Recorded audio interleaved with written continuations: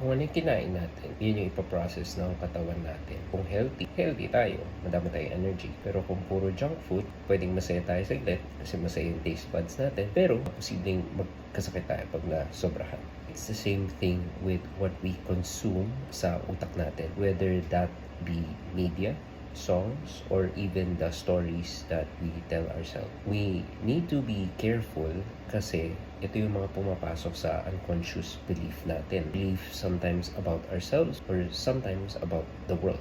Sometimes it can feel like, bago siya. Kaya parang may out of the ordinary. Kakaiba to kakaiba yung lasa, so kakainin ko. Kunyari, popcorn, nasobrahan ka na, naapektuhan na, nagkakasakit na yung katawan mo. So maramdaman mo rin yun sa katawan mo na parang may something off na dito Bakit hindi na okay yung tingin ko sa mundo? Bakit parang paralyzed na ako because of fear?